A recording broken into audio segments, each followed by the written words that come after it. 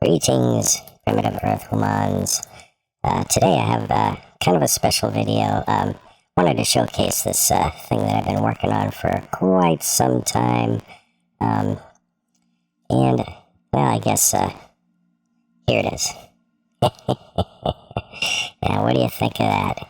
This is the ultimate, epic Minecraft Mothership UFO. I've seen a few people on, a few videos around YouTube of people building a flying saucer UFO in Minecraft. I've never seen anybody actually build one that functional base that has, fully decked out interiors and stuff. And of course, this is still a work in progress. Took a lot of mods to make this thing work.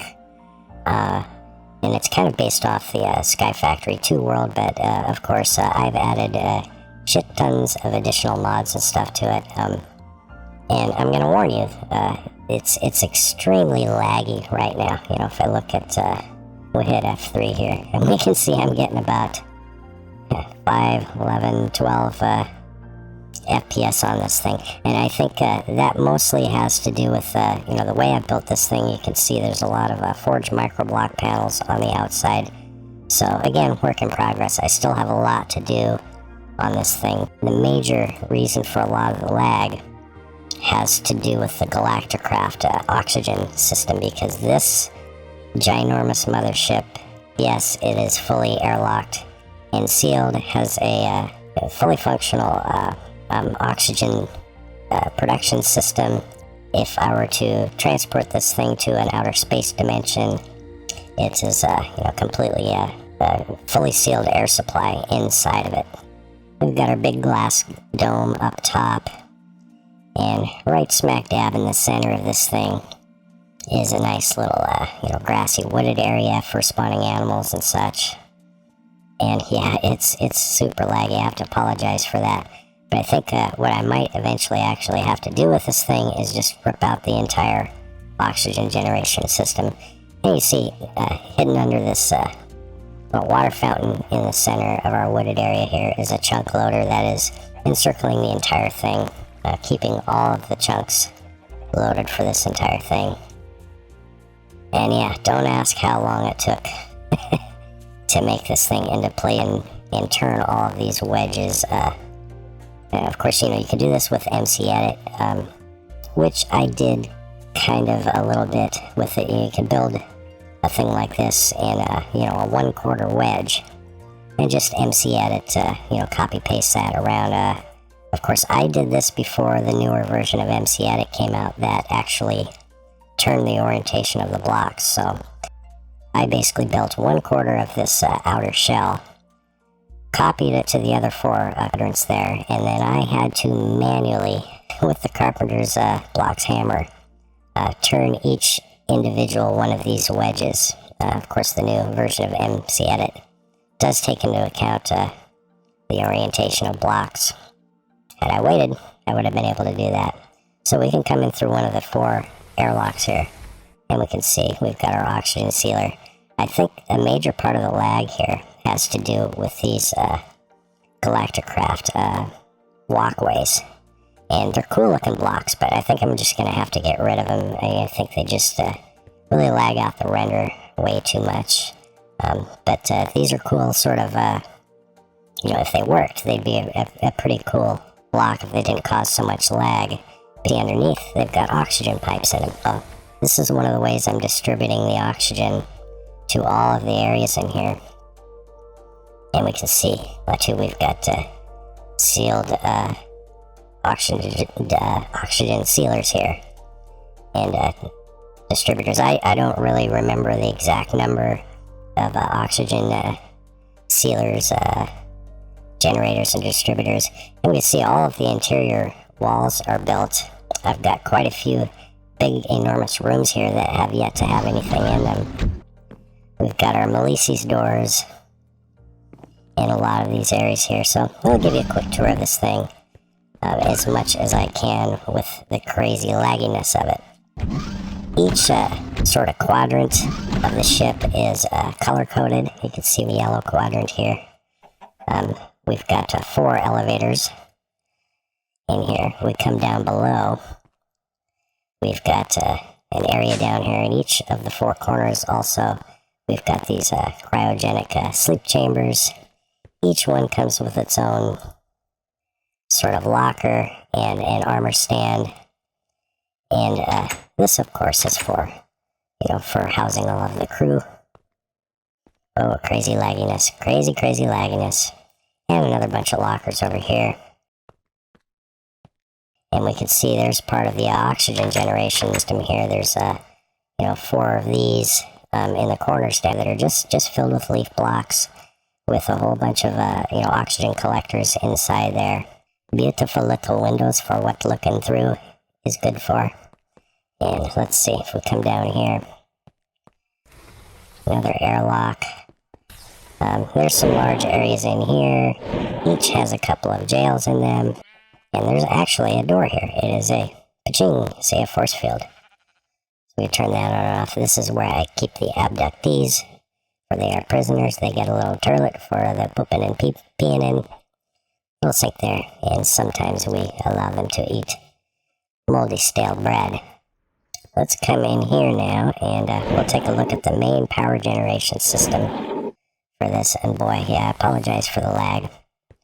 But we've got our big massive reactor here, big nuclear reactor, and another source of the lag is probably this just enormous capacitor bank here that we can see stores just an enormous amount of energy. We've got over 2 billion RF stored in this enormous capacitor bank, all of it being distributed through tesseracts.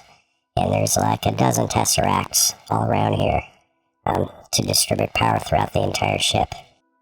And this here is our, our cyanide reprocessor.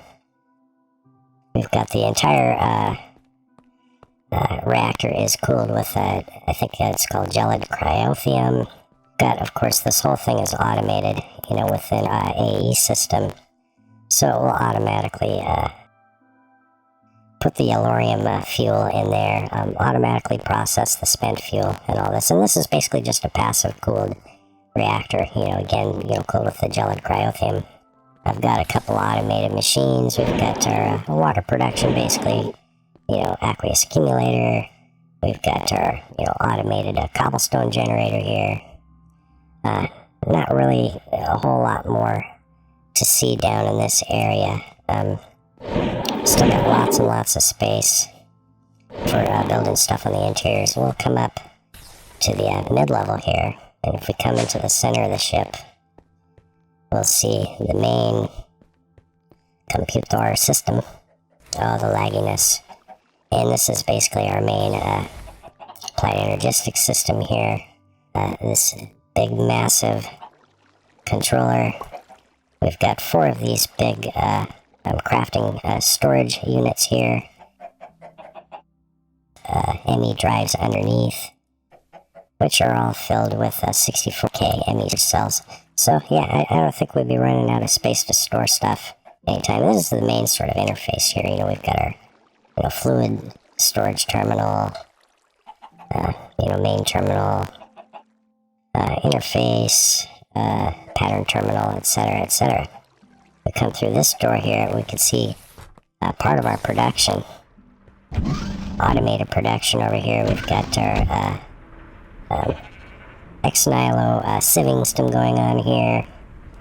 And, a bunch of pulverizers. Basically, you can see, or you got a wrench, you can see most of it's wired up by underneath with Ender IO conduits and things like that.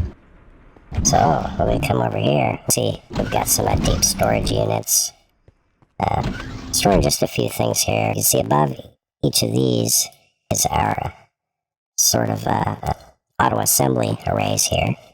We've got basically 22 interfaces altogether here. Each has 5 of these molecular assemblers attached to it. So auto crafting is pretty speedy, as you might imagine. And another room, you know, that we can put stuff in. We keep, let's see, the lagginess. Gonna have to do something about that.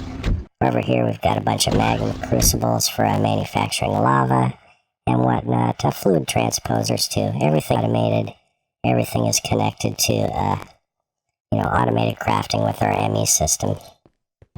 We'll come over to this room over here, and we can see I've got another space set up with the interfaces all ready to go. We can put more machines here if we want. And this, of course, will be our Galacticraft room, basically our NASA room for making stuff. The only thing I've got is the NASA workbench right here.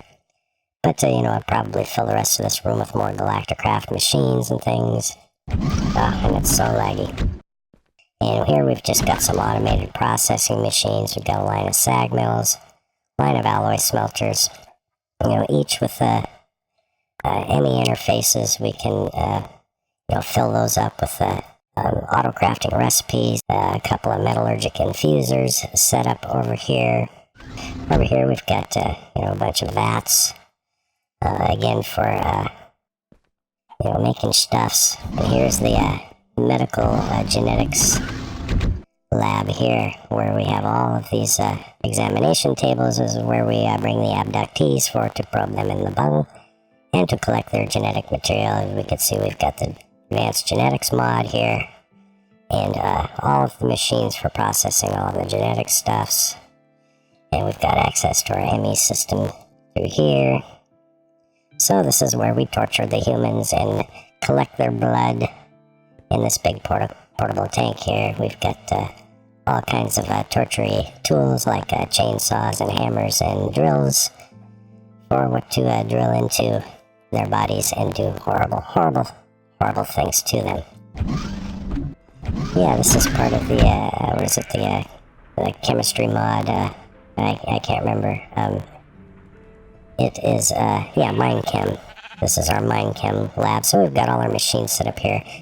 It's got its own dedicated ME system here for just, you know, processing and collecting up all of the, you know, broken down chemicals and things like that. If we come to the outer ring, and oh yeah, we'll get to that in a minute. It's over in those rooms over there. We've got one of our farms here, and I think with these two, I will probably eventually add some Mine Factory Reloaded automation to these farms. Right now, they're just basically passive farms. They're just kind of sitting there growing stuff. We've got, you know, access to our, we've got ME terminals pretty much all over the ship here. We've got a handy-dandy little charge pad for charging up our stuff. You know, more crops over here.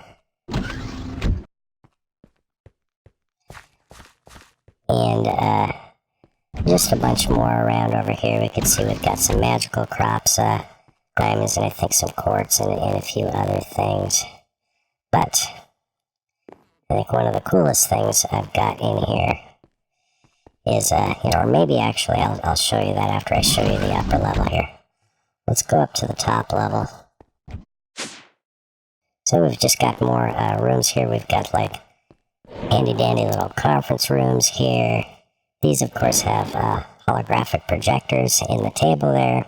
So if we go to a world that has some kind of a terrain world gen, you know, we can see the hologram projection of that. If we go in here, we can see we've got our sort of a habitat area. But of course, in here we've got all kinds of animals and stuff that can spawn in here. And we've got our, you know, our main oxygen collection system is in here, and our big fountain in the center. We can come up to a nice big observation deck up top, bunch of seating areas and things like that. Really not a hell of a lot to see up here. I haven't fully decorated all of this just yet. But, and we can see, oh, what's this down here? This is another interesting part of the Galacticraft mod, where this will take us to those 4 things in the corner, and we'll go to one of them now. We'll head on down to the green one. We stand here on this telepad, and it will teleport us to basically what is one of 4 shuttle bays. As we can see, with mini UFOs in them, yes, there are 4 UFOs in here. We come around. Oh, it's so laggy, so laggy. Come back, and again, we can use this force field controller to turn on and off the force field. And of course, you know, we just added those force field blocks to our Galacticraft config file for sealable blocks, and even when it's turned off, the game still sees that as a block. So this area does remain sealed, oxygen sealed. I'm not going to fly the UFO right now, but you can get into this UFO, and this is a Archimedes ship's UFO here. We can come down inside.